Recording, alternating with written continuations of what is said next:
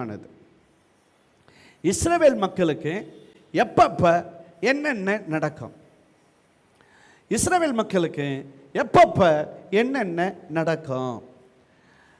Okay, தானியேல் 9வது அதிகாரம் 23வது வசனத்திலிருந்து 24வது வசனத்திலிருந்து 27வது வசனம் வரைக்கும் உள்ள வேத பகுதியை நாம் எல்லாரும் சேர்ந்து வாசிக்கலாம் அப்படின்னு நினைக்கிறேன். நிதானமாகவே வாசிக்கலாம். தானியேல் 9வது அதிகாரம் 24வது வசனத்திலிருந்து 27வது வசனம் வரைக்கும் எல்லாம் சேர்ந்து வாசிக்கலாங்களா? மீறுதல்களை தவிர்ப்பதற்கும் பாவங்களை தொலைக்கிறதற்கும்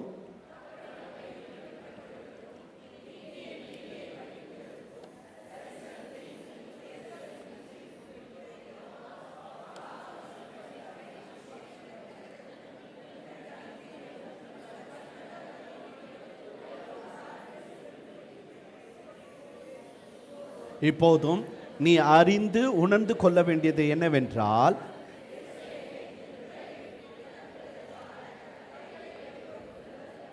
பிரபுவாகிய மேசியா வருமட்டும் 7 வாரமும் 62 வாரமும் செல்லும். அவைகளில்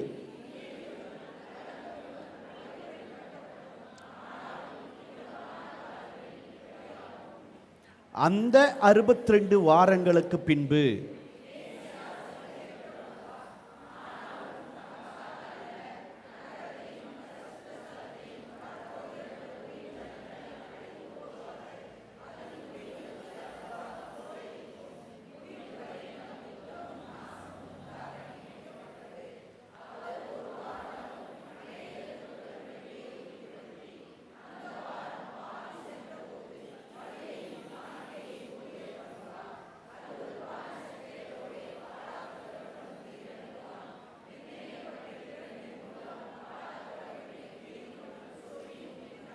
ஓகே, இப்போ இங்கே இஸ்ரவேல் மக்களுக்கு எப்பப்ப என்னென்ன காரியங்கள் நடக்கும் அப்படிங்கிறது இங்கே ஆண்டவர் தானியேலுக்கு வெளிப்படுத்தியிருக்கிறத நம்ம பார்க்கலாம்.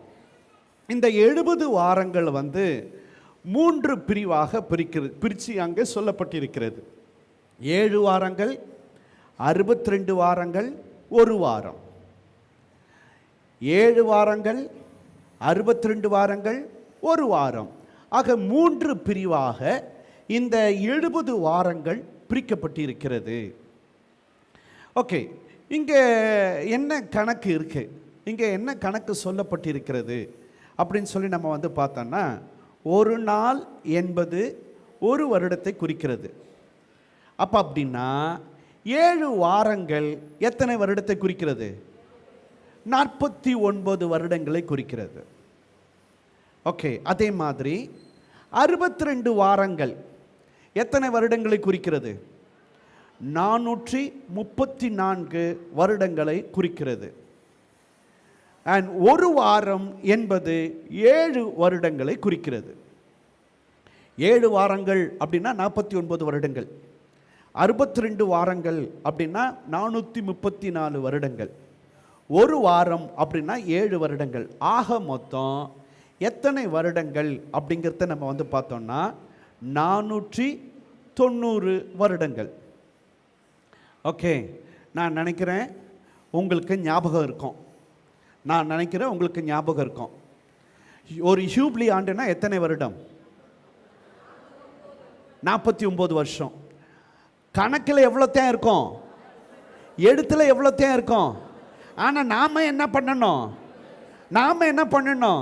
50 வைக்கணும். நம்ம ஒன்று சேர்க்கணும். இப்போ அப்படின்னா இந்த 490 வருஷத்தில் எத்தனை ஹியூப்ளி ஆண்டு இருக்கு? 10. அப்போ அப்படின்னா எத்தனை வருடங்களை நம்ம கூட்டணும்? 10 வருஷத்தை கூட்டணும். அப்போ 490ஓட கூட 10 வருஷத்தை நம்ம சேர்த்தோம் அப்படின்னா மொத்த வருடங்கள் எவ்வளவுங்க? 500 வருடங்கள். ஆக 70 வார தரிசனம் அப்படிங்கிறது மொத்த வருடங்கள் எவ்வளவுங்க? 500 வருடங்கள். ஓகே, பக்கத்தில் சொல்லிடுங்க. 70 வார தரிசனம் அப்படிங்கிறது, பக்கத்தில் சொல்லுங்க, 70 வார தரிசனம் அப்படிங்கிறது 500 வருடங்கள். ஆமென். ஓகே, இப்போ 500 வருடங்கள். இப்போ இங்கே கவனிச்சு பார்த்தீங்க அப்படின்னா, தானியேல் ஆண்டவருடைய சமூகத்தில் ஜெபம் பண்ணுறார். என்ன ஜெபம் பண்ணுறார் அப்படின்னு பார்த்தீங்கன்னா, இஸ்ரவேல் மக்கள் மேல் பாரம் கொண்டு பாபிலோனில் எவ்வளவு காலங்கள் இஸ்ரவேல் மக்கள் அடிமைகளாக இருப்பாங்க அப்படிங்கிறத தானியேல் எரேமியா 25வது அதிகாரம் 11-12வது வசனத்தை புரிந்து கொண்டு அவர் அதற்காக ஜெபம் பண்ணுறார். தானியேல் ஜெபம் பண்ணுறார். 2 நாளாகமம் 36வது அதிகாரம் 21வது வசனம் நம்ம எல்லாம் சேர்ந்து வாசிக்கலாங்களா? கர்த்தர் எரேமியாவின் வார்த்தையினாலே சொன்ன வார்த்தை நிறைவேறும்படிக்கு தேசம் தன்னுடைய ஓய்வு வருஷங்களை ரம்மியமாய் அனுபவித்து தீரமட்டும் அது பாழாய் கிடந்த நாளெல்லாம், அதாவது 70 வருஷம் முடிய மட்டும் ஓய்ந்திருந்தது. ஓகே, எரேமியா 25வது அதிகாரம் 11-12வது வசனம் செய்து வாசிக்கலாங்களா? இந்த தேசம் எல்லாம் வனாந்தரமும் பாழுமாகும், இந்த ஜாதிகளோ 70 வருஷமாய் பாபிலோன் ராஜாவை சேவிப்பார்கள். 70 வருஷம் நிறைவேறின பின்பு நான் பாபிலோன் ராஜாவினிடத்திலும் அந்த ஜாதியினிடத்திலும் கல்தேருடைய தேசத்திடத்திலும் அவருடைய அக்கிரமத்தை விசாரித்து அதை நித்திய பாழிடமாக மாற்றுவேன். எரேமியா 29வது அதிகாரம் 10வது வசனம் நம்ம எல்லாம் சேர்ந்து வாசிக்கலாங்களா? பாபிலோனில் 70 வருஷம் நிறைவேறின பின்பு நான் உங்களை சந்திப்பேன், சந்தித்து உங்களை இவ்விடத்திற்கு திரும்பி வரும்படிக்கு உங்கள் மேல் என் நல் வார்த்தை நிறைவேற பண்ணுவேன் என்று கர்த்தர் சொல்லுகிறார். அப்போ அப்படின்னா கவனிக்கணும், நேபுகாத்நேச்சார் இஸ்ரவேல் மேல் படையெடுத்து இஸ்ரவேல் மக்களை அடிமைகளாக பாபிலோனுக்கு கொண்டு போகிறார். இப்போ பாபிலோனில் எவ்வளவு வருடங்கள் இருப்பாங்க அப்படிங்கிறத வேதவசனம் சொல்லுது 70 வருஷங்கள் இருப்பாங்க அப்படிங்கிறது நம்ம பார்க்குறோம். இப்போ தானியேல் என்ன பண்ணுறார் அப்படின்னு பார்த்தீங்கன்னா, 70 வருடங்கள் யூதர்கள் பாபிலோனில் அடிமைகளாக இருப்பாங்க. அப்போ அப்படின்னா 69வது வருஷம் இப்போ தானியேல் ஜெபம் பண்ணுறார் ஆண்டவருடைய சமூகத்தில். ஆண்டவரை, உங்கள் வேத வசனம் சொல்லுது, நீ தீர்க்கதரிசனமாக சொல்லியிருக்கிறீங்க, 70 வருஷம் கழித்து என் மக்களை சந்திப்பேன்னு சொல்லியிருக்கிறீங்க. இப்போ இது 69வது வருஷம். இப்போ என் மக்களை எப்பொழுது சந்திக்க போகிறீங்க? மக்களை எப்பொழுது விடுதலையாக்க போகிறீங்க? மக்களுக்கு எப்பொழுது நன்மை செய்ய போகிறீங்க அப்படின்னு யூத மக்களுக்காக, இஸ்ரவேல் மக்களுக்காக தானியேல் 69வது வருடம், அதாவது இஸ்ரவேலர்கள் பாபிலோன் தேசத்துக்கு அடிமையாக போய் 69வது வருடம் அவர் உபவாசம் இருந்து ஆண்டவருடைய சமூகத்தில் அவர் ஜெபம் பண்ணுறார். ஓகே, அவருடைய ஜெபம் என்னவாக இருக்கு அப்படி நீங்கள் பார்த்தீங்கன்னா, ஆண்டவரே எங்களுடைய பாவத்தை மன்னியும், எருசலேமை விட்டு உமது கோபத்தையும் உக்கிரகத்தையும் திருப்போம், எங்கள் மேலே இருக்கிற அந்த கோபத்தை தயவு செய்து ஸ்டாப் பண்ணுங்க. அண்ட் 3வது ஒரு ஜெபம், உமது தேசத்தின் மேல் உமது முகத்தை பிரகாசிக்க பண்ணோம். ஆக்சுவலி இது வாக்குத்தத்தம்.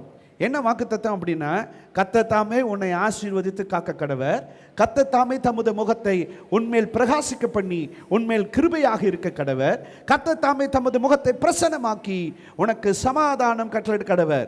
இஸ்ரவேல் மக்களை பிளஸ் பண்ணும்போது இந்த வார்த்தைகளை சொல்லி பிளஸ் பண்ணுங்க அப்படின்னு ஆண்டவர் இந்த வார்த்தைகளை கொடுக்கிறார். ஓகே, கவனிங்க. அந்த வார்த்தையை சொல்லி தானியேல் இப்பொழுது ஜெபம் பண்றாரு. என்ன ஜெபம் பண்றாரு அப்படின்னா, எருசலேமை விட்டு உமது கோபத்தினை திருப்பிட்டு உமது தேசத்தின் மேல் உமது முகத்தை பிரகாசிக்க பண்ணோம். ஹல்லேலூயா. அண்ட் உமது நாமம் தரிக்கப்பட்ட நகரத்தை உமது கண்கள் திறந்து பார்க்கட்டும். இது தானியேலுடைய ஜெபம். இஸ்ரவேல் மக்கள் ரட்சிக்கப்படணும், இஸ்ரவேல் மக்கள் விடுதலையாக்கப்படணும், அடிமைத்தனத்திலிருந்து விடுதலை ஆகணும். ஏன்னா வேதவசனம் சொல்லுது 70 வருஷம் பாபிலோனில் அடிமைகளாக இருப்பாங்க. இப்போ 69 வருஷம் முடிய போது 69வது வருஷம் ஜெபம் பண்றார். ஆண்டவரே, எப்பொழுது என் மக்களை சந்திப்பீங்க? என் மக்களுக்கு என்ன நடக்க போகிறது? என் மக்களுக்கு என்ன நடக்க போகுது? என் மக்களுக்கு என்ன நடக்க போகுது? என் மக்களுக்கு என்ன நடக்க போகுது அப்படின்னு சொல்லி பாரத்தோட கூட தானியேல் ஜெபிக்கிறார். இப்படி தானியேல் ஜெபிக்கும் பொழுது தான் ஆண்டவர் இந்த 70 வார தரிசனத்தை கொடுக்கிறார். புரிஞ்சுக்கணும், நம்ம தான் மக்கள் மேல் பாரப்பட்டு தன் மக்களுடைய ரட்சிப்புக்காக, விடுதலைக்காக, பாதுகாப்புக்காக அவர் திறப்பல நின்று ஜெபிக்கும் பொழுது வாட் நெக்ஸ்ட் அப்படின்னு சொல்லி அவர் ஆண்டவருடைய சமூகத்தில் கேட்கும் போது ஆண்டவர் என்ன பண்றார் அப்படின்னா, இந்த 70 வாரத்தை ஆண்டவர் தானியேலுக்கு வெளிப்படுத்துகிறார். வாட் நெக்ஸ்ட் அப்படிங்கிறத ஆண்டவர் தானியேலுக்கு வெளிப்படுத்துறார். ஹலோ, இங்க நாம ஒரு காரியத்தை புரிஞ்சுக்கணும். நாம நம்முடைய தேசத்தின் மக்கள் மேல் பாரப்பட்டு கவலைப்பட்டு நம்ம தேசத்தின் மக்களுக்காக திறப்புல நாம நிற்போம் அப்படின்னா நம்முடைய தேசத்தின் காரியத்தை குறித்து ஆண்டவர் நமக்கு வெளிப்படுத்துவார். ஹல்லேலூயா. ஆமா, எப்படி தானியேல் ஆண்டவருடைய சமூகத்தில் திறப்புல நின்று தன் தேசத்தின் மக்களுக்காக ஜெபித்தாரோ அதே போல நாம ஜெபிக்கும் போது ஆண்டவர் நமக்கும் இந்த ரகசியங்களை வெளிப்படுத்துவார். ஹல்லேலூயா. சரி, இப்போ இங்க இந்த 70 வார தரிசனத்தில் நமக்கு 3 கேள்விகள் எழும்புகிறது. 70 வாரங்கள் எப்போதிலிருந்து ஆரம்பிக்கிறது? எப்பொழுது முதல் ஆரம்பிக்கிறது இந்த 70 வாரம்? இந்த 70 வாரங்கள் எப்பொழுது முடிவடைய போகிறது? இந்த 70 வார தரிசனத்தை எப்படி புரிந்து கொள்வது? இந்த 70 வார தரிசனத்தை எப்படி புரிஞ்சுக்கிறது? இந்த 70 வார தரிசனம் எப்பொழுது ஆரம்பிக்க போகிறது? இந்த 70 வார தரிசனம் எப்பொழுது முடிவடைகிறது? இந்த 3 கேள்வியின் அடிப்படையில் இந்த 70 வார தரிசனத்தை நாம் புரிஞ்சு கொள்ளலாம் அப்படின்னு நினைக்கிறேன். ஓகே, எனக்கு யாரெல்லாம் உதவி செய்ய முடியுமோ, எனக்கு உங்களில் யாரெல்லாம் உதவி செய்ய முடியுமோ எனக்கு உதவி செய்யுங்க. உங்கள் ஃபோன் எடுத்து, உங்கள் ஃபோன் எடுங்களா? யாரெல்லாம் உதவி செய்ய முடியுமோ உங்கள் ஃபோன் எடுங்க. அதில் டைமர் இருக்கும், அதை ஆன் பண்ணி ரெடியாக வைங்க. ரெடி, ஸ்டார்ட், 1 2 3 ஸ்டார்ட் அப்படின்னு சொன்ன உடனே அந்த டைமரை ஆன் பண்ணணும். ஓகே, யாரெல்லாம் உதவி செய்ய விரும்புகிறீங்களோ உங்கள் ஃபோனில் டைமரை ரெடியாக எடுத்து வைங்க.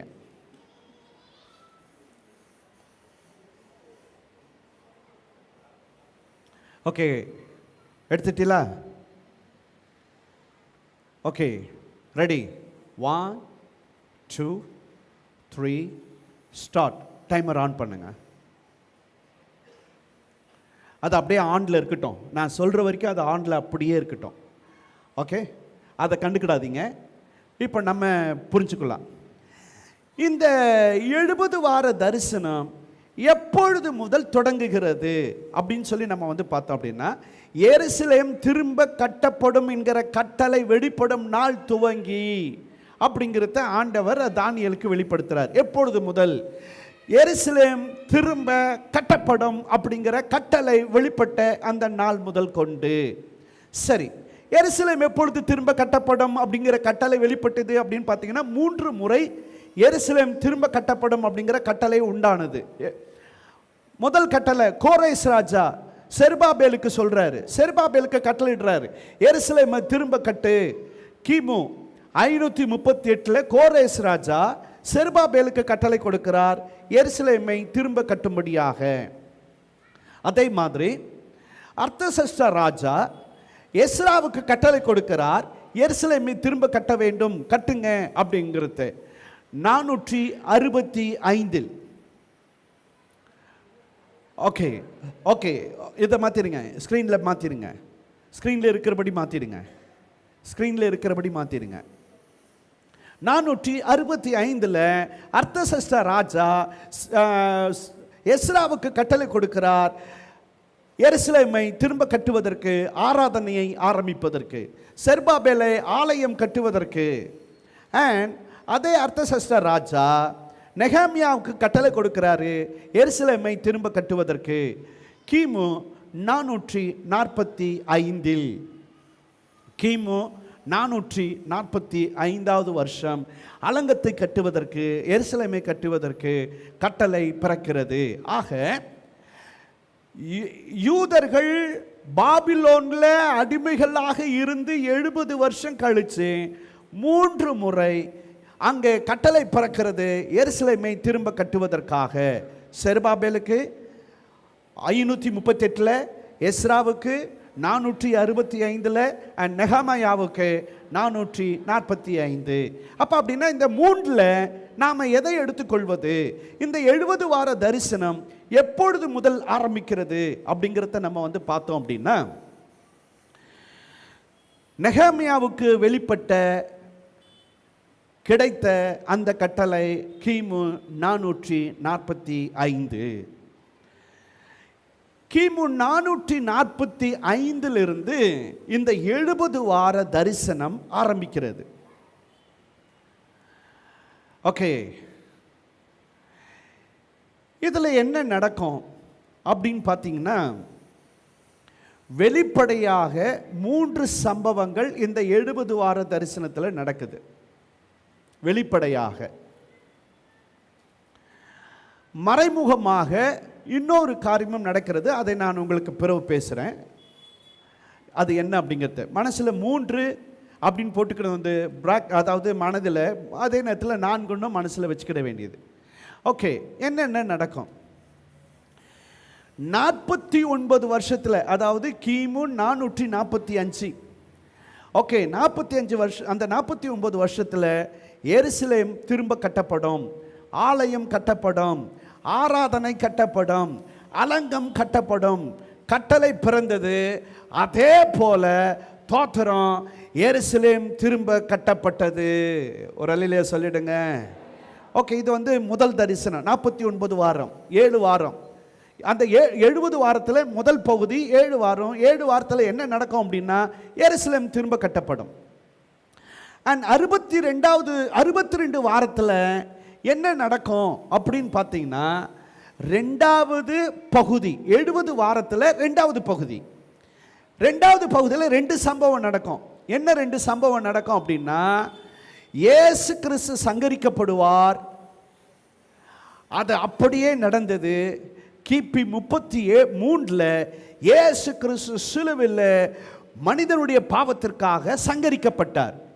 2வது பகுதியிலே முதல் சம்பவம் இயேசு கிறிஸ்து சங்கரிக்கப்படுவார். அதே போல கிபி 33 இயேசு கிறிஸ்து சங்கரிக்கப்பட்டார்.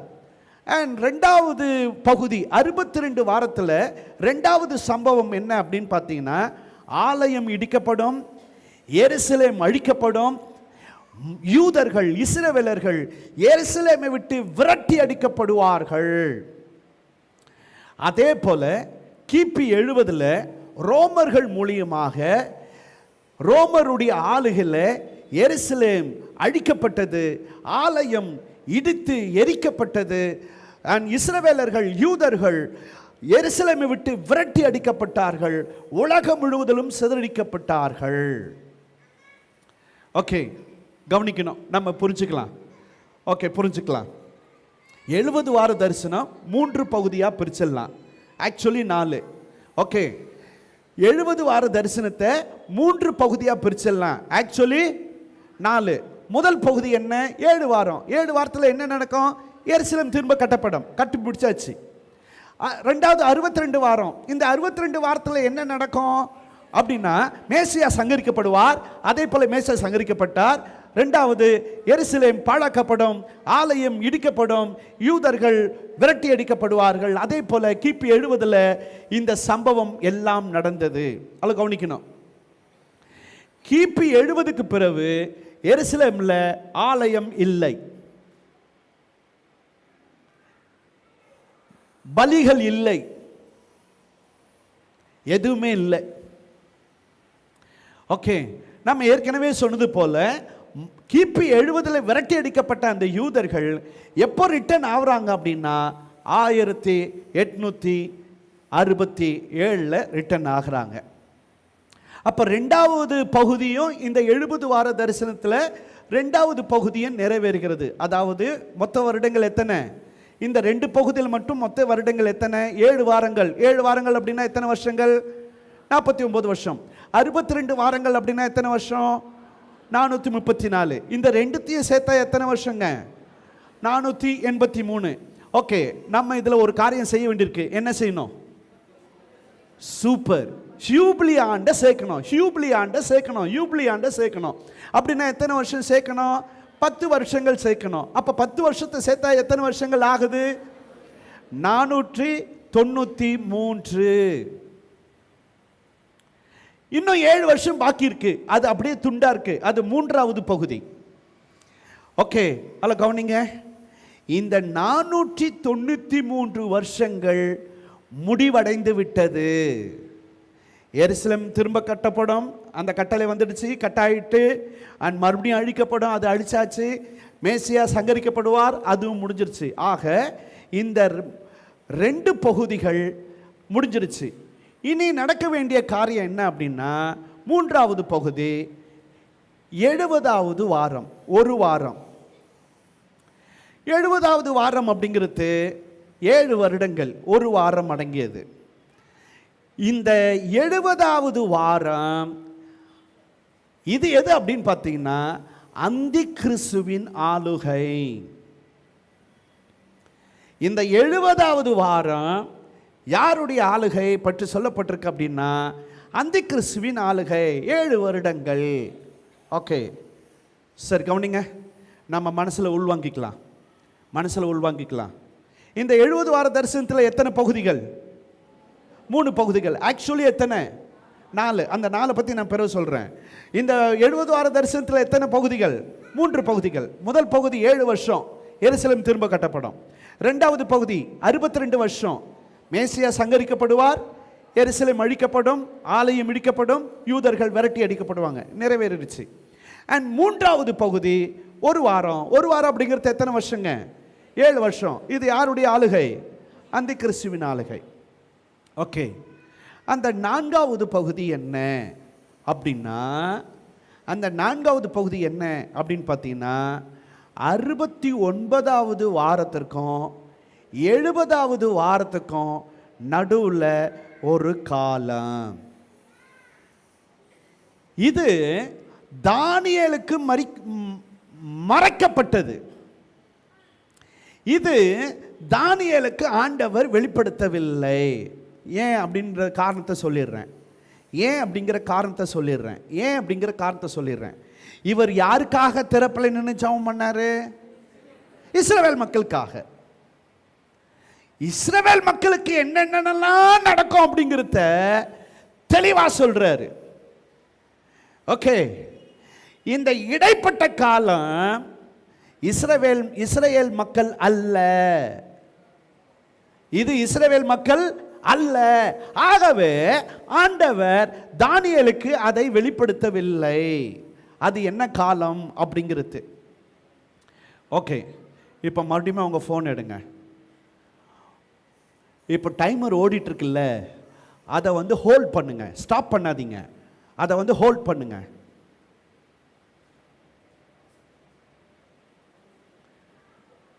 ஹலோ, பண்ணீங்களா? ஓ, உங்கள் டைமரே ஆன் பண்ணவே இல்லையா? பா, தோத்திரம். அருமையான ஜீவன்களே, எனக்கு ஆதரவாக இருக்கிற ஜீவன்களே, தோத்திரம். தலைவர்களே, தலைவிகளே, இப்போ அந்த டைமரை ஹோல்ட் பண்ணுங்க, ஹோல்ட் பண்ணுங்க. ஓகே,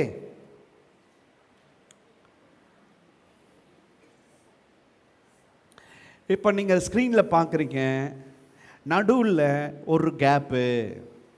7 வாரம் 49 வருஷங்கள் கிரீன் கலர் முடிஞ்சிருச்சு. 62 வாரம் 434 வருஷம் முடிஞ்சிருச்சு. நடுவில் ஒரு ஒயிட் கலர் இருக்கு. அது இன்னும் முடியல. ஓகே, அது வெளிப்படுத்தப்படவில்லை. யாருக்கு? தானியேலுக்கு. அண்ட் அடுத்தது 7 வருஷம், 7 வாரம், சாரி, ஒரு வாரம் 7 வருஷங்கள். இந்த 7 வருஷம் யாருடைய காலம் அப்படின்னு சொல்லி நம்ம பார்த்தோம்? அந்தி கிறிஸ்துவின் காலம். இப்போ இந்த அந்தி கிறிஸ்துவின் காலம் யாருக்கு வெளிப்படுத்தப்பட்டிருக்கிறது? தானியேலுக்கு வெளிப்படுத்தப்பட்டிருக்கிறது. இடையில ஒரு ஒயிட் இருக்கு. 69வது வாரத்துக்கும் 70வது வாரத்துக்கும் நடுவில் ஒரு கேப்பு.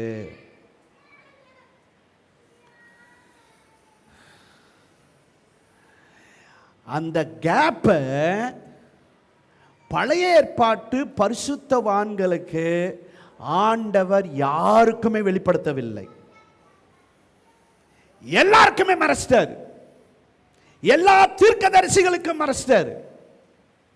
நீங்க ஸ்கிரீன்ல பார்த்துட்டு இருக்கீங்க. முதல்ல ஒரு மலை இருக்கு. அந்த மலையில இயேசு கிறிஸ்து எப்பொழுது இந்த உலகத்தில் பிறப்பார், எங்கு பிறப்பார், எப்படி பிறப்பார், பழைய ஏற்பாட்டு தீர்க்கதரிசிகளுக்கு வெளிப்படுத்தப்பட்டது. இயேசு கிறிஸ்து சிலுவையிலே மரிப்பார், உயிர்த்தெழுவார், பரலோகத்துக்கு எடுத்துக்கொள்ளப்படுவார். பழைய ஏற்பாட்டு பரிசுத்தவான்களுக்கு வெளிப்படுத்தப்பட்டது. பரிசுத்த ஆவியானவர் ஊற்றப்படுவார், பழைய ஏற்பாட்டு பரிசுத்தவான்களுக்கு வெளிப்படுத்தப்பட்டது. அப்படியே ரெண்டாவது மலைக்கு வாங்க. இப்ப முதல் மலையை முடிச்சாச்சு. ரெண்டாவது மலை. ரெண்டாவது மலையில் என்ன இருக்கு? அந்த கிறிஸ்துவின் ஆளுகை, ஆண்டவர் இயேசு கிறிஸ்துவுடைய பகிரங்க வருகை, 1000 வருட ஆளுகை. இது பழைய ஏற்பாட்டு பரிசுத்தவான்களுக்கு வெளிப்படுத்தப்பட்டது. அடுத்த மலைக்கு, மூன்றாவது மலைக்கு வாங்க. அந்த மூன்றாவது மலை அது என்ன அப்படின்னா ஆண்டவர் இயேசு கிறிஸ்துவுடைய நித்தியகால ஆளுகை. இதுவும் யாருக்கு வெளிப்படுத்தப்பட்டிருக்கிறது? பழைய ஏற்பாட்டு பரிசுத்தவான்களுக்கு, எல்லா தீர்க்கதரிசிகளுக்கும். மலைக்கும் நடுவில் ஒரு பள்ளத்தாக்கு. அந்த பள்ளத்தாக்குல எது இருக்கு? சபை இருக்கு. தோத்திரம். இந்த சபையின் காலத்தை ஆண்டவர் பழைய ஏற்பாட்டு பரிசுத்தவான்களுக்கு வெளிப்படுத்தவில்லை. ஒரு அல்லேலூயா சொல்லுங்க. அதை அவர்களுக்கு மறைத்து விட்டார். தானியேலுக்கும் இதை ஆண்டவர் வெளிப்படுத்தவில்லை. காரணம் என்ன அப்படின்னா, தானியேல் யாருக்காக ஜெபம் பண்ணாருங்க? இஸ்ரவேல் மக்களுக்காக, தன்னுடைய மக்களுக்காக. அவர் யாருக்காக ஜெபம் பண்ணினாரோ அவங்களுக்கு என்னென்ன நடக்கும் என்பதை குறித்து தெளிவாக விவரமாக ஆண்டவர் வெளிப்படுத்தினார். ஆனா யாரை வெளிப்படுத்தலைங்க? யாரை வெளிப்படுத்தல? அல்ல கவனிங்க. இயேசு கிறிஸ்துவுடைய ரகசிய வருகையை நம்பாதவர்கள் அவங்க கேட்குற முக்கியமான கேள்வி என்ன அப்படின்னா, பழைய ஏற்பாட்டு தீர்க்கதரிசிகள் பரிசுத்தவான்கள் இயேசுவின் ரகசிய வருகை பற்றி சொல்லியிருக்கிறாங்களா அப்படின்னு கேள்வி கேட்குறாவ. நீங்கள் நல்லா கவனிச்சு பார்த்தீங்க அப்படின்னா, ஆக்சுவலி எந்த தீர்க்கதரிசியும் இயேசு கிறிஸ்துவின் வருகையை பற்றி சொல்லவில்லை. ஆகவே இவங்க என்ன முடிவுக்கு வந்துடுறாங்க அப்படின்னா, ரகசிய வருகை இல்லை. என்ன தீர்க்கதரிசிகள் யாரும் சொல்லல. இயேசுவின் முதல் வருகை பற்றி சொன்னாவ, மரணத்தை பற்றி சொன்னாவ, உயிர்த்தெழுதல் பற்றி சொன்னாவ, பரிசுத்த ஆவியானவர் பற்றி சொன்னாவ, பகிரங்க வருகை பற்றி சொன்னாவ. அப்போ ரகசிய வருகை இல்லை. ஒரு வசனத்தை காமிங்க பார்க்கலாம் அப்படிங்கிறாவ. ஆண்டவர் வெளிப்படுத்தாத ஒன்றை சொல்ல முடியாது. ஓகே, இங்கே பழைய ஏற்பாட்டு பரிசுத்தவான்களுக்கு வெளிப்படுத்தல. அல்ல கவனிங்க. ஏன் இதை அக்யூரேட்டாக ஆண்டவர் வெளிப்படுத்தலை? காரணம் என்ன அப்படின்னா, எக்ஸாக்ட்லி அந்த நாளையும் அந்த நாளிகையும் பிதாவை தவிர வேறொருவனும் அறியான். இப்போ ஆண்டவர் வெளிப்படுத்திட்டா அது எல்லாம் கிளியராக தெரிஞ்சிடும். எல்லாம் அதுக்கேற்ற மாதிரி ரெடி ஆகிடுவாங்க. ஓகே, அடுத்தது, சபை என்பது யூதர்களுக்கானது அல்ல, சபை என்பது நமக்கானது. ஹல்லேலூயா. ஆகவே பழைய ஏற்பாட்டு பரிசுத்தவான்களுக்கு ஆண்டவர் அதை வெளிப்படுத்தவில்லை. இது என்ன காலம் அப்படின்னா, சபையின் காலம். சபையின் காலம் எத்தனை வருடங்கள்? எத்தனை வருஷம்? சபை எத்தனை வருஷம் இருக்கும்? எத்தனை வருஷம் இருக்குங்க? தோத்திரம் யாருக்கும் தெரியாது, யாராலையும் சொல்ல முடியாது. அதை ஆண்டவர் யாருக்கும் வெளிப்படுத்தவில்லை. ஓகே, தானியேல் 12வது அதிகாரம் 4வது வசனத்தில் பார்த்தீங்க அப்படின்னா, சேர்ந்து வாசிக்கலாங்களா? தானியேல் ஆகிய நீயோவென்றால் முடிவு காலம் மட்டும் இந்த வார்த்தையை புதைப்பொருளாக வைத்து வைத்து இந்த புஸ்தகத்தை முத்திரை போடு, ஸ்டாப் பண்ணு, மறைச்சிடு, எல்லாருக்கும், யாருக்கும் வெளிப்படுத்தாத. அப்போது அநேகர் அங்கும் இங்கும் ஓடி ஆராய்வார்கள், அறிவி பெருத்து போகும். கவனிக்கணும், ஆண்டவர் இப்போ என்ன பண்ணிட்டார்னா தானியேலுக்கு சொல்லிட்டாரு, ஏப்பா அதை முத்திரை போடு, அதை யாருக்கும் சொல்லாத, ஸ்டாப் பண்ணு, மற்றது எல்லாத்தையும் சொல்லிடு, ஆனால் இதை மட்டும் நீ சொல்லாத.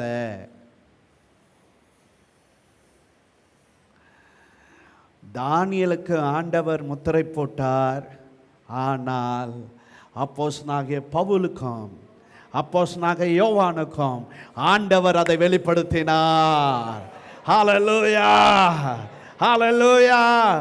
சபையை குறித்ததான வெளிப்பாடு, சபையை குறித்ததான தீர்க்க தரிசனம் பழைய ஏற்பாட்டு பரிசுத்தவான்களுக்கு வெளிப்படுத்தப்படவில்லை, அது முத்திரை போடப்பட்டது. ஆனால் தோத்திரம், சபையை குறித்து, சபையை குறித்ததான தீர்க்க தரிசனம் தோத்திரம் அப்போஸ்தலனாகிய யோவானுக்கும் அப்போஸ்தலனாகிய பவுலுக்கும் ஆண்டவர் வெளிப்படுத்தினார். ஹல்லேலூயா. இப்போ கவனிக்கணும், ஏன் இவங்க 2 பேருக்கு இதை வெளிப்படுத்தினார் சபையை பற்றி? ஏன்னா பவுலும் யோவானும் சபையை குறித்த பாரமுடையவர்களாக இருந்தார்கள், சபையை குறித்ததான தரிசனமுடையவர்களாக இருந்தார்கள், சபைக்காக திறப்பில் நின்றார்கள். ஆண்டவர் சபையின் காரியத்தை பவுலுக்கும் யோவானுக்கும் ஆண்டவர் வெளிப்படுத்தினார். தானியேல் இஸ்ரவேல் மக்களுக்காக பாரப்பட்டார், திறப்பில் நின்றார், அவருக்கு இஸ்ரவேல் மக்களை குறித்து ஆண்டவர் வெளிப்படுத்தினார். பவுலுக்கு யோவானுக்கு ஆண்டவர் சபையை குறித்து வெளிப்படுத்தினார். ஒரு அல்லேலூயா சொல்லுங்க. அல்லேலூயா. சேர்ந்து வாசிக்கலாங்களா? எபேசியர் 3:6 சேர்ந்து வாசிக்கலாங்களா? இந்த ரகசியம்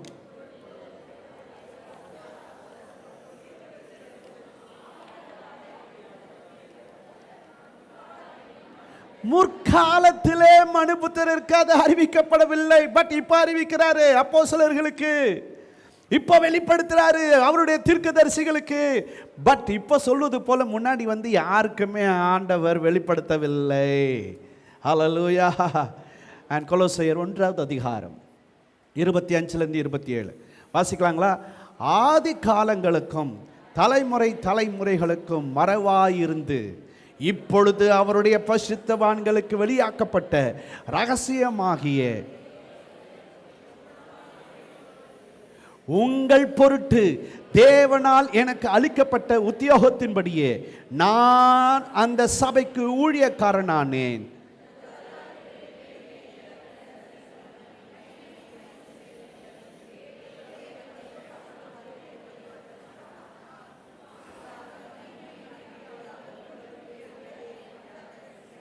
ஹல்லேலூயா.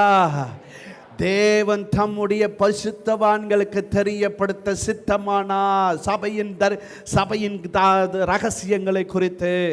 அண்ட் 1 கொரிந்தியர் 2வது அதிகாரம் 7 8வது வசனம் வாசிக்கலாங்களா?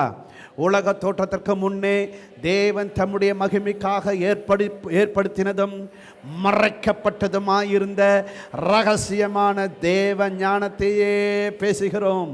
அதை இப்பிரபஞ்சத்தின் பிறப்புகளில் ஒருவனும் அறியவில்லை. அறிந்தார்களே ஆனால் மகிமையின் கர்த்தரை அவர்கள் சிலுவையில் அறைய மாட்டார்களே. அப்படின்னா பழைய ஏற்பாட்டு பரிசுத்தவான்களுக்கு 69வது வாரத்துக்கும் 70வது வாரத்திற்கும் நடுவில் இருக்கிறதான சபையின் காலத்தை ஆண்டவர் வெளிப்படுத்தவில்லை. ஒரு அல்லேலூயா சொல்லிடுங்க. ஹல்லேலூயா. அல்ல கவனிக்கணும், நான் ஏற்கனவே சொல்லியிருப்பேன்னு நினைக்கிறேன். 5 வகையான உறவு முறை இருக்கிறது. 5 வகையான உறவு முறை இருக்கிறது. யோவான் 15வது அதிகாரத்தில் நீங்கள் பார்த்தீங்கன்னா 5 வகையான உறவு முறையை குறித்து அங்கே யோவான் சொல்கிறாரு. நம்பர் 1, நீங்கள் கொடிகள். நம்பர் 2, நீங்கள் தெரிந்தெடுக்கப்பட்டவர்கள். நம்பர் 3, நீங்கள் சீடர்கள். நம்பர் 4, நீங்கள் ஊழியர்கள். நம்பர் 5, நீங்கள் சிநேகிதர்கள். 5 வகையான உறவு முறை. கொடிகள், தெரிந்தெடுக்கப்பட்டவர்கள், சீடர்கள், ஊழியர்கள், சிநேகிதர்கள். 5 வகையான உறவு முறையை பற்றி ஆண்டவர் அங்கே வெளிப்படுத்துகிறார் யோவான் மூலியமாக. நாம செடிகள் என்றால், கொடிகள் என்றால் இயேசு யார்? செடி. நாம் தெரிந்தெடுக்கப்பட்டவன் என்றால் இயேசு யார்? எஜமான். எஜமான் அப்படிங்கிறத விட ராஜா, தேவன். ராஜா, தேவன். தெரிந்தெடுக்கப்பட்டவன் அப்படின்னா. சீடன் அப்படின்னா அவர் யாருங்க? குரு. நாம் ஊழியக்காரன் என்றால் அவர் எஜமான். மறுபடியும் உள்வாங்கிக்கலாம். நாம் கொடிகள் என்றால் அவர் செடி. நாம் தெரிந்தெடுக்கப்பட்டவர்கள் அப்படின்னா அவர் ராஜா, தேவன். நாம் சீடர்கள் என்றால் அவர் குரு. நாம் ஊழியர்கள் என்றால் அவர் எஜமான். நாம் சிநேகிதன் என்றால் அவர் யார்? ஒரு அல்லேலூயா சொல்லிடுங்க. ஹல்லேலூயா, ஹல்லேலூயா. சரி, எனக்கு நீங்க பதில் சொன்னீங்கன்னா நல்லா இருக்கும். நீங்கள் இயேசுவுக்கு என்ன உறவில் இருக்கிறீங்க? நீங்க கொடிகளா, தெரிந்தெடுக்கப்பட்டவர்களா, சீடர்களா, ஊழியர்களா, சிநேகிதர்களா?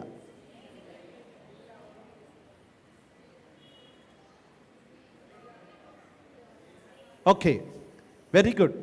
கவனிங்க, நிறைய பேர் சிநேகிதர்கள் அப்படிங்கிறிய.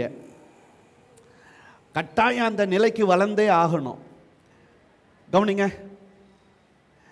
யாரை பார்த்து ஆண்டவர் இயேசு கிறிஸ்து அங்கே சிநேகிதர் அப்படின்னு சொல்கிறார் அப்படின்னு பார்த்தீங்கன்னா, அங்கே சீடர்களை பார்த்து சொல்கிறாரு, நான் பிதாவினத்திலிருந்து கேட்டவைகளை ஒன்றையும் உங்களுக்கு மறைக்கவில்லை, எல்லாவற்றையும் வெளிப்படையாக உங்களுக்கு அறிவித்து விட்டேன். ஒன்றையும் மறைக்கல, எல்லாத்தையும் அறிவிச்சிட்டேன் அப்படின்னா. கவனிங்க, அப்படின்னா சிநேகிதன் அப்படின்னா என்ன அர்த்தம் அப்படின்னா, அவருடைய ரகசியங்கள் சிநேகிதனுக்கு வெளிப்படுத்தப்படும். ஒரு அல்லேலூயா சொல்லுங்க. ஹல்லேலூயா. இங்கே நம்ம பார்த்தோம், தானியேல் ஆண்டவருடைய சிநேகிதன். எல்லாத்தையும் ஆண்டவர் வெளிப்படுத்துறார். யோவான் ஆண்டவருடைய சிநேகிதர். எல்லாத்தையும் ஆண்டவர் யோவானுக்கு வெளிப்படுத்துறாரு. பவுல் ஆண்டவருடைய சிநேகிதர். ஆகவே எல்லாத்தையும் ஆண்டவர் வெளிப்படுத்துறாரு. ஹலோ, தோத்திரம். இப்போ நம்ம சொல்லிக்கிற வேண்டிய, இப்போ நீங்கள் தான் முடிவு பண்ணிக்கணும். நீங்கள் தேவனுடைய சிநேகிதர்கள் என்றால், அல்லாவிட்டால் ஆண்டவருடைய சிநேகிதர்கள் என்றால், தோத்திரம், வேதத்தில் இருக்கிற எல்லா ரகசியத்தையும் ஆண்டவர் உங்களுக்கு வெளிப்படுத்துவார். ஹல்லேலூயா. ரகசியங்கள் உங்களுக்கு வெளிப்படுத்தப்பட்டால் நீங்கள் கர்த்தருடைய சிநேகிதர்கள்.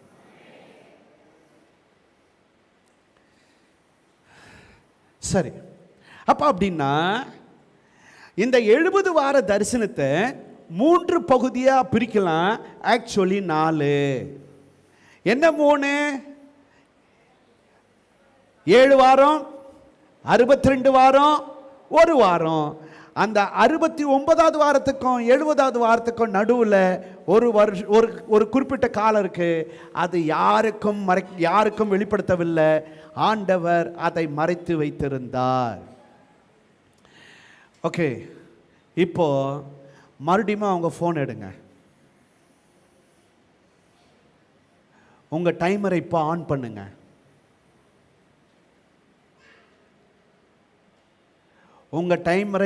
பண்ணுங்க.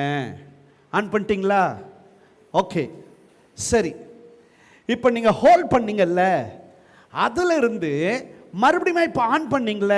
இப்போ எவ்வளோ நேரம் போச்சு? எத்தனை நிமிடங்கள் போச்சு? தெரியல இல்லைங்களா? ஹலோ, தெரியல இல்லைங்களா? தோத்திரம். அதான் இது. ஒரு அல்லேலூயா சொல்லிடுங்க. எதான் இது? உங்களுக்கு மறைக்கப்பட்டு இருந்ததே ஒரு குறிப்பிட்ட காலம். இதுதான் சபையின் காலம். இந்த சபையின் காலம் எவ்வளவு என்பது யாருக்கும் ஆண்டவர் வெளிப்படுத்தவில்லை. ஹல்லேலூயா, ஹல்லேலூயா. ஆமா, பட் அது எப்போதிலிருந்து ஆரம்பிக்கிறது அது இருக்குது, எப்போது முடிவடையும் அப்படின்னு இருக்குது. ஆனால் எவ்வளவு வருடங்கள் அப்படிங்கிறது இல்லை. இப்போதைக்கு உங்கள் ஃபோனை நீங்கள் ஆஃப் பண்ணிக்கலாம். ரொம்ப நன்றி. யாரெல்லாம் எனக்கு உதவி செஞ்சீங்களோ உங்களுக்கு ரொம்ப ரொம்ப ரொம்ப ரொம்ப நன்றி. இப்போ 70 வார தரிசனத்தை நம்ம முடிச்சிருக்கிறோம். ஓகே, 3 பகுதியாக பிரிக்கலாம். ஆக்சுவலி அது 4 பகுதிகள். 70 வார தரிசனத்தை எத்தனை பிரிக்கலாங்க? 3 பகுதியாக பிரிஞ்சிருக்கு. ஆக்சுவலி அது 4. 7 வாரங்கள், 62 வாரங்கள், ஒரு வாரம், 69வது வாரத்துக்கும் 70வது வாரத்துக்கும் இடைப்பட்ட காலம், அது மறைக்கப்பட்ட காலம். 7வது வருஷம், கடைசி அந்த ஒரு வாரம், 7 வருடங்கள் அந்தி கிறிஸ்துவின் ஆளுகை. சரி, அந்தி கிறிஸ்து எங்கிருந்து வெளிப்படுவான்? எப்படி வெளிப்படுவான்? அந்தி கிறிஸ்து எங்கிருந்து வருவான்? ஒவ்வொருத்தரும் ஒவ்வொன்று சொல்லிட்டு இருப்பாவ. நான் நினைக்கிறேன் பலருக்கு பல விதமான கருத்து இருக்குது. பொதுவாக அதிகபட்சமான நபர்கள் சொல்கிறது ரோம்லிருந்து வெளிப்படுவான் அப்படிங்கிறத நம்ம நிறைய கேள்விப்பட்டிருக்கிறோம். பட் அந்தி கிறிஸ்து எங்கிருந்து வருவான் அப்படின்னு பார்த்தீங்க அப்படின்னா, தான் கோத்திரத்திலிருந்து தான் அந்தி கிறிஸ்து வருவான். வேற எங்கே இருந்தும் அந்தி கிறிஸ்து வரப்போவதில்லை. வெளிப்படுத்தல் 7வது அதிகாரத்தில் தானுடைய பெயர் அங்கே இல்லாமல் இருக்கிறத நீங்கள் பார்க்கலாம். இஸ்ரவேல் கோத்திரங்களில் 12 கோத்திரத்துக்கு மக்களுக்கு அங்கே முத்திரை போடப்படுகிறது. வெளிப்படுத்தல் 7வது அதிகாரத்திலிருந்து 7வது அதிகாரம் 5வது வசனத்திலிருந்து 8வது வசனம் வரைக்கும் பார்த்தீங்கன்னா, 5வது வசனத்தில் யூதா கோத்திரம், ரூபன், காத் 3 கோத்திரம் அங்கே இருக்குது. 6வது வசனத்தில் ஆசேர், நப்தலி, மனாசே அங்கே ஒரு 3 கோத்திரம் இருக்குது. 7வது வசனத்தில் சிமியோன், லேவி, இசக்கார் அங்கே ஒரு 3 கோத்திரம் இருக்குது. 8வது வசனத்தில் செபுலோன், யோசேப்பு, பென்யமீன் கோத்திரங்கள் இருக்குது. இங்கே தான் கோத்திரம் மாத்திரம் மிஸ் ஆகுது. இவங்க முத்திரை போடப்பட்டவர்கள். எப்பொழுது முத்திரை போடப்பட்டவர்கள்? அந்தி கிறிஸ்துவின் ஆளுகையிலே முத்திரை போடப்பட்டவர்கள் இவர்கள். ஓகே, அந்தி கிறிஸ்துவை வணங்காதவர்கள், அந்தி கிறிஸ்துவை பின்பற்றாதவர்கள், அந்தி கிறிஸ்துவின் முத்திரையை தரித்து கொள்ளாதவர்கள், இஸ்ரவேல் கோத்திரத்திலிருந்து 12 கோத்திரத்திலிருந்து முத்திரை போடப்பட்டவர்கள் இந்த 1,44,000 நபர்கள். ஓகே, இங்கே தான் கோத்திரம் மிஸ் ஆகிறத நாம் பார்க்குறோம். சரி, இந்த தான் யாரு? இந்த தான் எப்படிப்பட்டவன் அப்படிங்கிறத நம்ம பார்த்தோம் அப்படின்னா, நம்பர் 1, தான் நியாயாதிபதி. தான் நியாயாதிபதி. நம்ம ஆதியாகமம் 49வது அதிகாரம் 16வது வசனத்திலிருந்து 17வது வசனம் வரைக்கும் பார்த்தீங்க அப்படின்னாக்கா, தான் தன் ஜனத்தை நியாயம் விசாரிப்பான். இது அவனுக்காக கொடுக்கப்பட்டிருக்கிற ஒரு பிளஸ்ஸிங். ஓகே, அப்படின்னா தான் ஒரு நியாயாதிபதியாக இஸ்ரவேலர்களுக்கு, யூதர்களுக்கு இருப்பான் அப்படிங்கிறத பார்க்குறோம். 2வது, தான் முடிவெடுக்கிறவன். தான் என்ன முடிவெடுக்கிறாரோ அந்த முடிவை முழு இஸ்ரவேலர்களும் பின்பற்ற வேண்டும். கடைசி முடிவு எடுப்பது தான் கோத்திரத்தை சார்ந்தவங்க தான் முடிவெடுப்பாங்க. அந்த முடிவு தான் இறுதியான முடிவு. ஓகே, இயேசுவை கிறிஸ்து அப்படின்னு சொல்லி தான் கோத்திரத்தை சார்ந்த யாராவது டிக்ளேர் பண்ணியிருக்காங்களா அப்படின்னா, எஸ், அப்படி டிக்ளேர் பண்ணியிருக்காங்க. ஏன்னா தான் கோத்திரத்தை சார்ந்தவங்க டிக்ளேர் பண்ணாதான் அது கன்ஃபார்ம். தான் கோத்திரத்தை சார்ந்தவங்க டிக்ளேர் பண்ணல அப்படின்னா அது கன்ஃபார்ம் கிடையாது. இயேசுவை கிறிஸ்து என்று, இயேசுவை மேசியா அப்படின்னு சொல்லி, இயேசுவை தேவன் அப்படின்னு சொல்லி யாராவது டிக்ளேர் பண்ணியிருக்காங்களா அப்படின்னு பார்த்தீங்கன்னா, அதாவது தான் கோத்திரத்தை சார்ந்தவங்க, எஸ், தான் கோத்திரத்தை சார்ந்த சிமியோன் என்கிற தீர்க்கதரிசி இயேசுவை கிறிஸ்து, இயேசுவை மேசியா, இயேசுவே ரட்சகர், இயேசுவே தேவன் அப்படின்னு சொல்லி டிக்ளேர் பண்ணுறத நம்ம பார்த்துருக்கிறோம். ஆக தான் கோத்திரத்தை சார்ந்தவங்க கட்டாயமாக இறுதியான முடிவை எடுத்தே ஆகணும். அவங்க எடுக்கிற முடிவை தான் முழு இஸ்ரவேலர்கள் பின்பற்றுவார்கள்.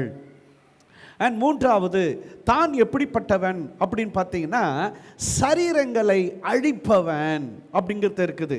சர்பத்தை போலவும் விரியனை போலவும் அவன் இருப்பான். அவன் வளைஞ்சு உண்மையை பொய்யாக்குவான். அப்போ அவன் சரீரங்களை அழிக்கிறவன், குதிகாலை கடிக்கிறதுக்கு வழியில கிடக்கிற சர்ப்பத்தை போல இருப்பான். அவன் சரீரங்களை அழிக்கிறவன் அப்படின்னு தானை பற்றி சொல்லப்பட்டிருக்கிறது. அண்ட் அங்கே வந்து நம்ம பார்த்தோம் அப்படின்னா இந்த சர்ப்பம், இந்த விரியன் யாருக்கு குறியீடாக சொல்லப்பட்டிருக்கிறது அப்படின்னு நம்ம பார்த்தோம் அப்படின்னா சாத்தானுக்கு குறியீடாக இருக்கிறது. உண்மையை வளைக்கிறவன், உண்மையை மறைக்கிறவன். ஓகே, சாத்தானுக்கு அடையாளமாக சொல்லப்பட்டவன் அப்படின்னா இந்த தான் அப்படிப்பட்டவனாக இருக்கிறான். அண்ட் என்னாகமும் 10வது அதிகாரம் 25வது வசனத்தில் நம்ம வந்து பார்த்தோம் அப்படின்னா தான் எப்படிப்பட்டவன் அப்படின்னா தடயங்களை அழிக்கிறவன். தான் தடயங்களை அழிக்கிறவன். இப்போ இஸ்ரவேல் மக்கள் வந்து எகிப்திலிருந்து கானானுக்கு 40 வருஷம் டிராவல் பண்ணி போறாவ. ஓகே, முதல்ல யார் போகணும், ரெண்டாவது யார் போகணும், மூணாவது யார் போகணும் அப்படிங்கிறத வந்து அவங்களுக்கு சொல்லப்படுகிறது. ஆண்டவர் திட்டம் கொடுக்கிறார். முதல்ல யூதா கோத்திரம் போகணும். கடைசியா யார் போவா அப்படின்னு பார்த்தீங்க அப்படின்னாக்கா தான் கோத்திரத்தை சார்ந்தவர்கள் போவாங்க. இவங்க எதற்காக கடைசியா போறாங்க அப்படின்னா இஸ்ரவேல் மக்கள் இந்த பாதை வழியாகத்தான் போனாங்க அப்படிங்கிற தடயத்தை அழிப்பதற்காக. இந்த இடத்துல தங்கினாங்க, தூங்கினாங்க, சாப்பிட்டாவ, சமைச்சாவ அப்படிங்கிற எந்த தடயமும் எதிரிக்கு கிடைக்கக்கூடாது. ஆக முழு இஸ்ரவேல் மக்கள் புறப்பட்ட பிறகு இவங்க எல்லா தடயத்தையும் அடிச்சுட்டு கடைசியாக இஸ்ரவேலர்களுக்கு பின்பாக இவர்கள் போகிறாங்க. அதே போலத்தான் இயேசுவின் தடயங்களை, மெசியாவின் தடயங்களை, கிறிஸ்து இயேசுவின் தடயங்களை எவ்வளவு அழிக்க முடியுமோ அந்த கிறிஸ்து முயற்சி செய்கிறான். கிறிஸ்துவை அறிக்கையிடாதபடிக்கு. யார் அந்த கிறிஸ்துவின் ஆவியை உடையவன்? கிறிஸ்துவை அறிக்கையிடாதவர்கள், இயேசுவை அறிக்கையிடாதவர்கள் அந்த கிறிஸ்துவின் ஆவியை உடையவர்கள். அப்ப இவன் யார் அப்படின்னு பார்த்தோம் அப்படின்னா தடயங்களை அழிக்கிறவன். அண்ட் அடுத்தது நம்ம வந்து பார்த்தோம் அப்படின்னா இவன் எந்த லிஸ்டில் இருக்கான், இந்த தான் கோத்திரத்தை சார்ந்தவங்க அப்படிங்கிறத பார்த்தீங்க அப்படின்னா இவர் வந்து சாபம் கூறுகிற ஒரு இடத்துல இருக்கிறத நம்ம வந்து பார்க்குறோம். இஸ்ரவேல் மக்களை ஆசீர்வதிப்பதற்கு ஒரு குழுவினர், இஸ்ரவேல் மக்களை சபிப்பதற்கு ஒரு குழுவினர். இவர் எந்த லிஸ்டில் இருக்கிறாரு அப்படின்னு நீங்கள் பார்த்தீங்க அப்படின்னா இஸ்ரவேலை சபிக்கிற கூட்டத்தில் இவர் தான் கோத்திரம் இருக்கிறத நாம் வந்து பார்க்குறோம். அண்ட் அடுத்தது இவன் எப்படிப்பட்டவன் அப்படின்னு சொல்லி நம்ம வந்து பார்த்தோம் அப்படின்னா இவன் பாழாக்கும் பாலசிங்கம் அப்படிங்கிறத நம்ம வந்து பார்க்குறோம். உபாகமம் 33வது அதிகாரம் 22வது வசனத்தில் பார்த்தீங்க அப்படின்னா மோசே தானை குறித்து சொல்றாரு, தான் ஒரு பாலசிங்கம், அவன் பாசானிலிருந்து பாய்வான், இவன் பாழாக்கும் பாலசிங்கம். ஏன் அப்படின்னா ஏற்கனவே 12 கோத்திரத்தில் யாக்கோபு வந்து யூதாவை பாலசிங்கம் அப்படின்னு சொல்றார். யூதாவை. ஓகே, உபாகமம் 33 வந்து பார்க்கிறோம் மோசே தானை பாலசிங்கம் அப்படின்னு சொல்றாரு. Very simple. யூதா கோத்திரத்தின் பாலசிங்கம் ஆண்டவராகிய இயேசு கிறிஸ்து. தோத்திரம். நமக்கு எல்லாருக்கும் தெரிஞ்ச வசனம், சாத்தான் பிசாசானவன் எவனை விழுங்கலாமோ என்று வகை தேடி சுற்றி திரிகிறான். யாரை போல? கெர்ச்சிக்கிற சிங்கம் போல. அப்போ வேஷம் போடுகிறவன் யார் அப்படின்னு பார்த்தீங்கன்னா பிசாசு. ஒரிஜினல் யார் அப்படின்னு பார்த்தீங்கன்னா நாம் ஆராதிக்கிற நம்முடைய ஆண்டவராகிய இயேசு கிறிஸ்து. ஹல்லேலூயா. அப்போ இந்த இஸ்ரவேல் கோத்திரத்தில் ஒரிஜினல் பாலசிங்கம் யார் அப்படின்னா யூதா கோத்திரம். டூப்ளிகேட் பாலசிங்கம் யார் அப்படின்னு பார்த்தீங்கன்னா யாரு? தான். அப்படின்னா ஒரிஜினல் யூதா கோத்திரத்திலிருந்து ஆண்டவர் இயேசு கிறிஸ்து இந்த உலகத்திற்கு வந்தார். ஹல்லேலூயா. அதே போல ஸ்தோத்திரம், டூப்ளிகேட் தான் கோத்திரத்திலிருந்து, அந்த சிங்கத்திலிருந்து அந்தி கிறிஸ்து வெளிப்படுவான். ஆக இவன் பாழாக்குகிறவன். அங்கே 2 சிங்கம் இருக்க முடியாது. அண்ட் எரேமியா 2வது அதிகாரம் 15வது வசனம் சொல்லுது, பால சிங்கங்கள் அவன் மேல் கர்ச்சித்து முடங்கி அவன் தேசத்தை பாழாக்கி விட்டன, அவன் பட்டணங்கள் குடியிராமல் சுட்டெரிக்கப்பட்டது அப்படிங்கிறத நம்ம வந்து பார்க்குறோம். அண்ட் அடுத்தது தான் அப்படின்னா என்ன அர்த்தம் அப்படின்னு பார்த்தீங்கன்னா, தான் அப்படின்னா என்ன அர்த்தம் அப்படின்னு பார்த்தீங்கன்னா, 2 எபிரேய எழுத்துக்கள், டாலத் நூன் அப்படிங்கிற 2 எழுத்துக்கள். டாலத் அப்படின்னா வாயில், நுழைவு வாயில். நூன் அப்படின்னா மகன். நூன் அப்படின்னா மகன். அப்போ அப்படின்னா தான் என்றால் மகனின் நுழைவு வாயில் அப்படின்னு அர்த்தம்.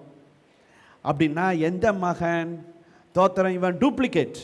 அதில் கவனிக்கணும், இவன் டூப்ளிகேட். இயேசுவை போலவே என்னென்னலாம் இருக்கோ அதெல்லாம் யூஸ் பண்ணி கொள்றவன் டூப்ளிகேட் இவன்.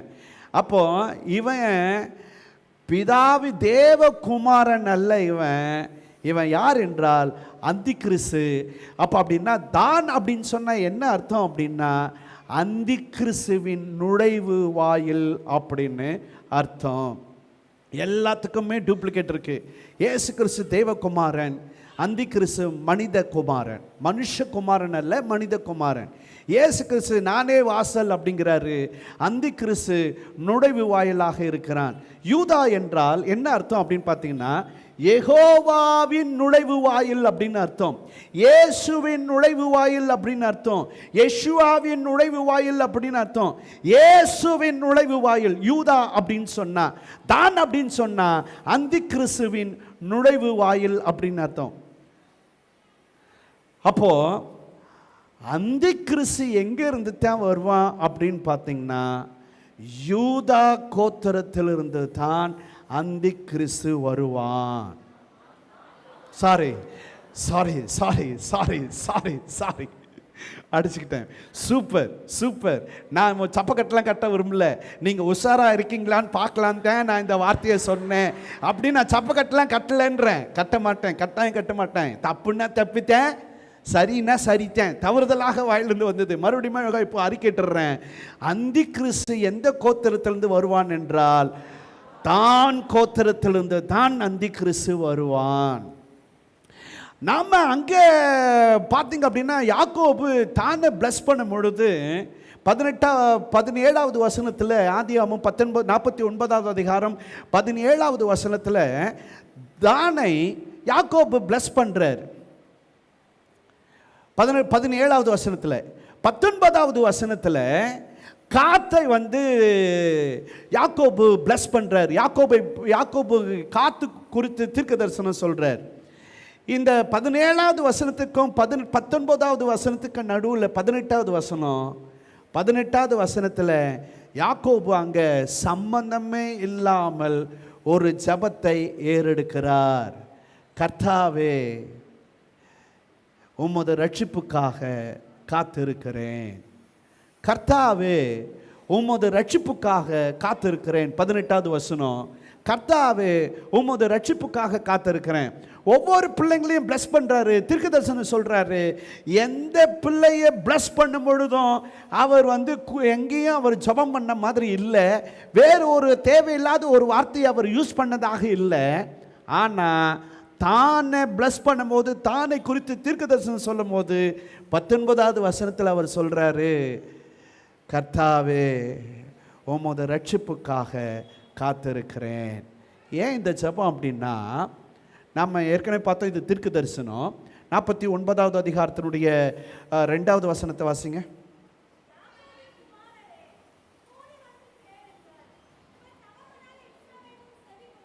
ஓகே, முதல் வசனத்தை வாசிங்க.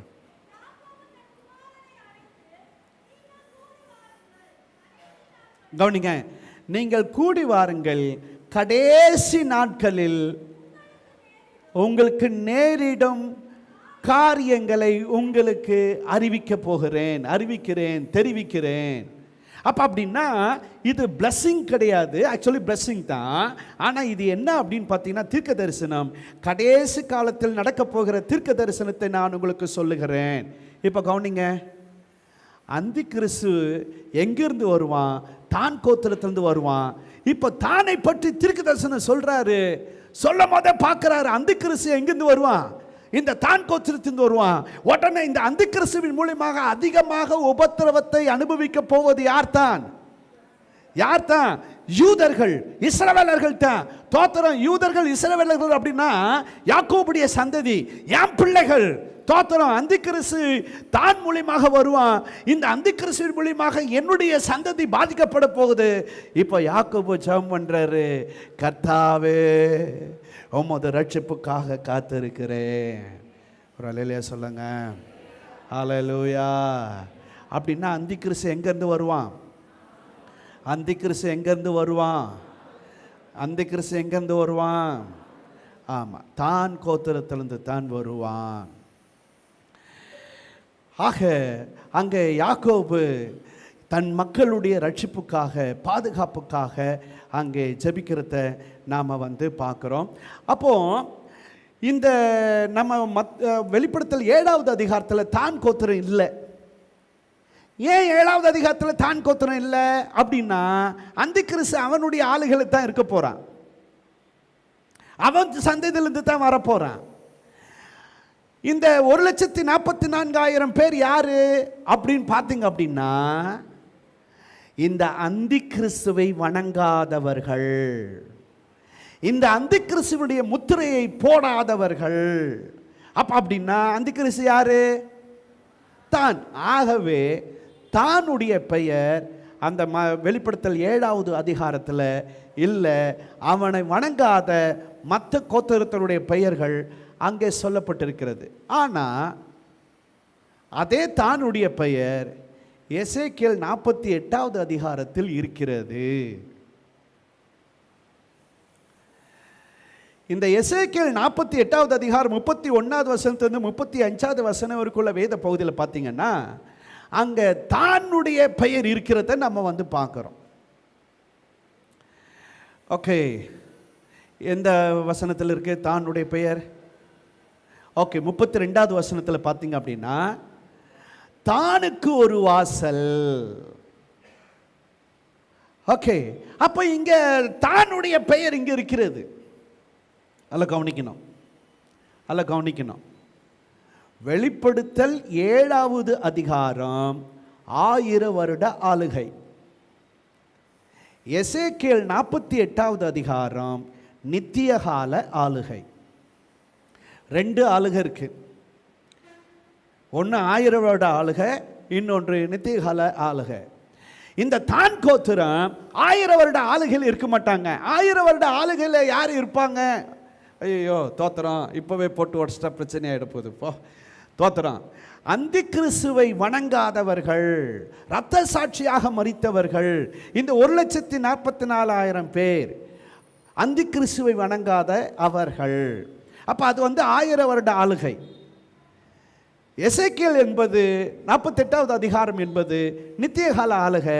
ஏன் நித்தியகால ஆளுகையிலே தான் கோத்தர் இருக்கு அப்படின்னா, இந்த அந்தி கிறிஸ்துவின் ஆளுகைக்கு முன்பாக தான் கோத்திரத்தை சார்ந்த ஏராளமான பரிசுத்தவான்கள் இருக்கிறாங்க. அதில் ஒரு நபர் தான் இயேசுவை தன்னுடைய கரத்தில் ஏந்தி தீர்க்க தரிசனம் சொன்ன சிமியோன் தீர்க்கதரிசி. அவரை போல ஏராளமான தீர்க்கதரிசிகள், ஏராளமான பரிசுத்தவான்கள் தான் கோத்திரத்தில் இருக்கிறார்கள். அப்ப அவங்களுக்கு இடம் எங்க அப்படின்னு பார்த்தீங்கன்னா, நித்திய கால ஆளுகையில் ஆண்டவர் அவர்களுக்காக வைத்திருக்கிறார். யார் முத்திரைப்படப்பட்டவங்க? தேவனுடைய ஊழியர்கள், ஸ்திரீகளால் கரைப்படாதவர்கள். தட் மீன்ஸ் அந்தி கிறிஸ்துவால் கரைப்படாதவர்கள், மாசில்லாதவர்கள். அப்படின்னா அந்தி கிறிஸ்துவை தொழுது கொள்ளாதவர்கள் முத்திரை போடப்படுவார்கள்.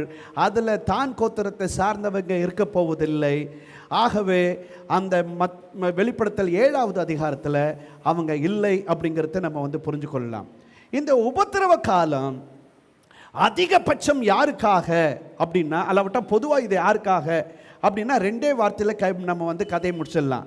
இயேசு கிறிஸ்துவை தெய்வமாக ஏற்றுக்கொள்ளாதவர்கள், ரகசியவர்களை கைவிடப்பட்டவர்கள் அண்ட் யூதர்கள். 2 குழுவினர், ரகசியவர்களை கைவிடப்பட்டவர்கள் அண்ட் தென் யூதர்கள். இந்த 2 குழுவில் யாருக்கு அதிகமான உபத்திரவம் அப்படின்னா, யூதர்களுக்குத்தான் அதிகமான உபத்திரவம் இருக்க போகிறது. அதை பற்றி லேவியராகமம் 26வது அதிகாரத்தில் நம்ம பார்த்தோம் அப்படின்னா, 14, 15, 18, 21, 24, 28 இந்த எல்லா வசனத்திலையும் பார்த்தீங்கன்னா, ஏழத்தனையாக அப்படிங்கிற அந்த வார்த்தையை நம்ம இருக்கத்தை பார்க்கலாம். ஏழத்தனையாக உன்னை நான் தண்டிப்பேன், ஏழத்தனையாக உங்களை நான் தண்டிப்பேன் அப்படின்னு.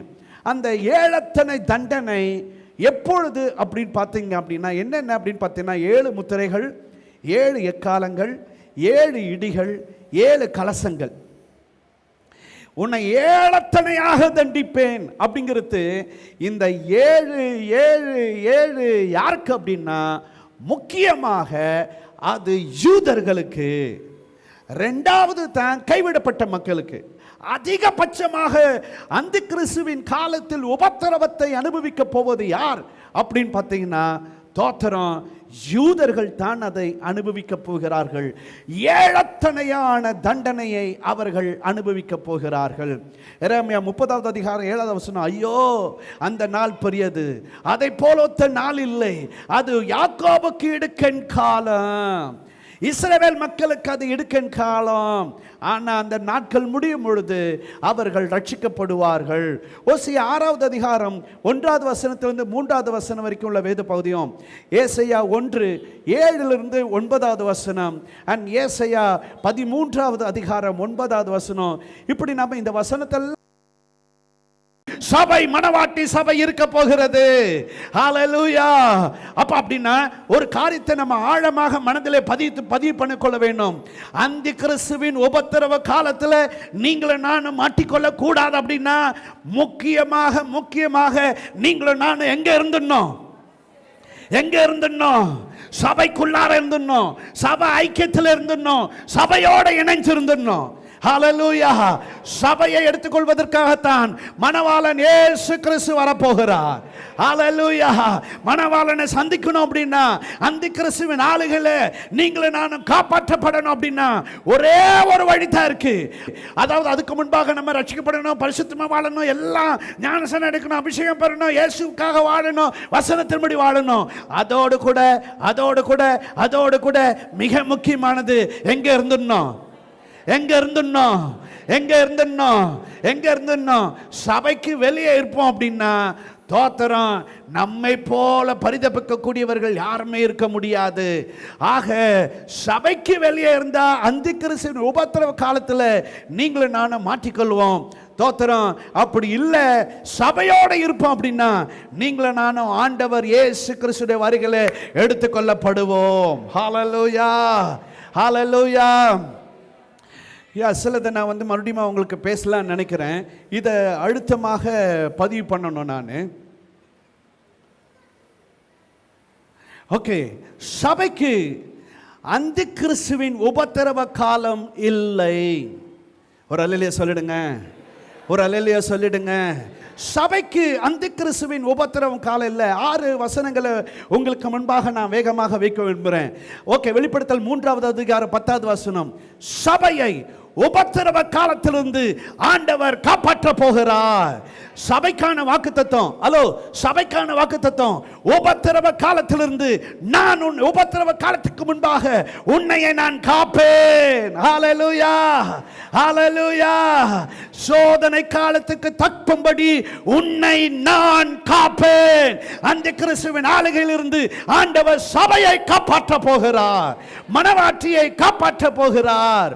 இரண்டாவது, சபை ரட்சிக்கப்படுவதற்காக நியமிக்கப்பட்டிருக்கிறது அப்படிங்கிறத நம்ம பார்க்கிறோம். 1 தெசலோனிக்கேயர் 5ஆம் அதிகாரம் 9வது வசனம், தேவன் நம்மை கோபாக்கினைக்கென்று நியமிக்காமல், அந்த கிறிஸ்துவின் உபத்திரவ காலத்திற்காக நியமிக்காமல், நம்முடைய கர்த்தராகிய இயேசு கிறிஸ்துவின் மூலமாக ரட்சிக்கப்படுவதற்காக சபை நியமிக்கப்பட்டிருக்கிறது.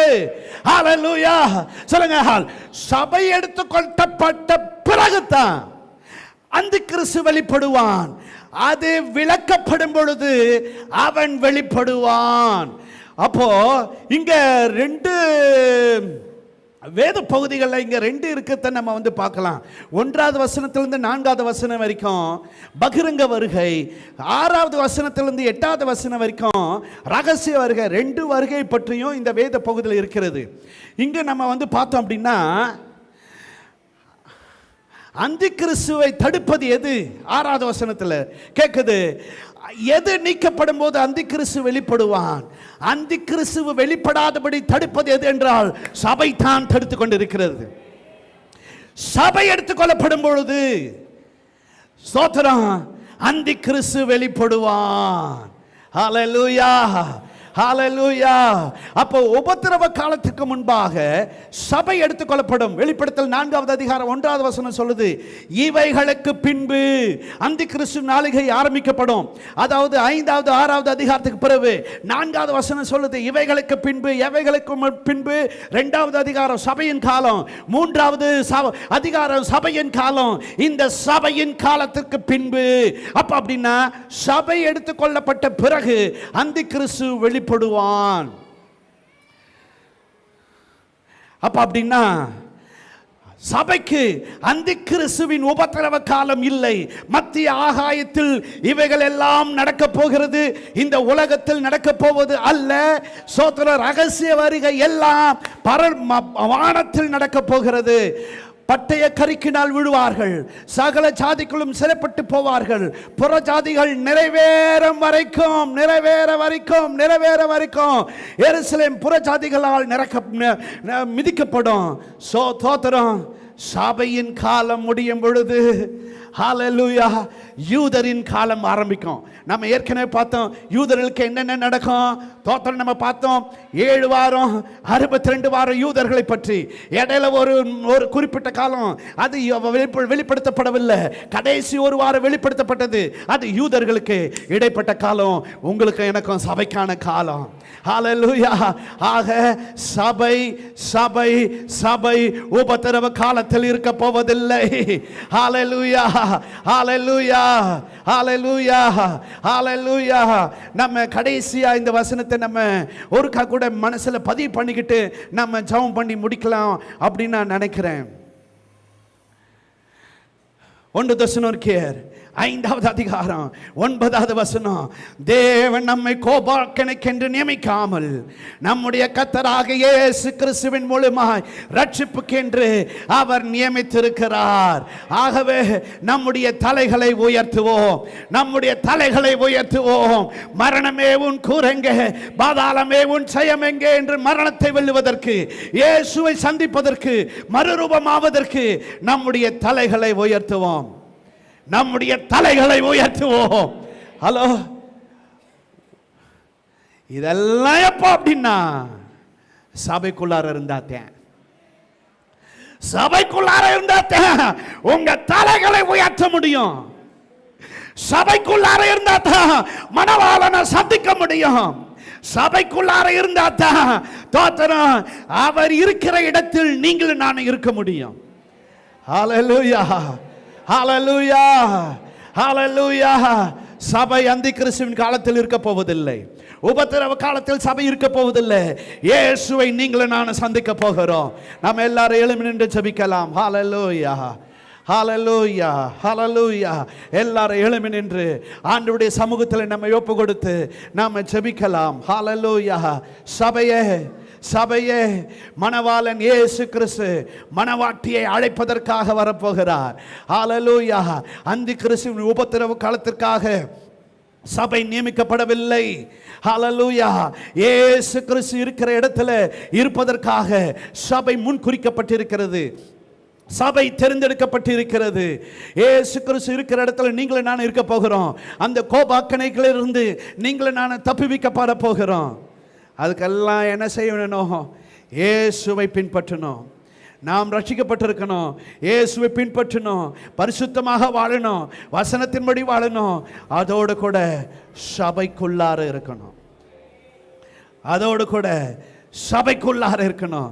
நம்மை ஆண்டவருடைய கருத்தில் ஒப்பு கொடுத்து நாம் ஜெபிப்போம். ஹல்லேலூயா, ஹல்லேலூயா. என்ன நடந்தாலும் சபை விட மாட்டேன், என்ன நடக்காமல் போனாலும் சபையை விட மாட்டேன்.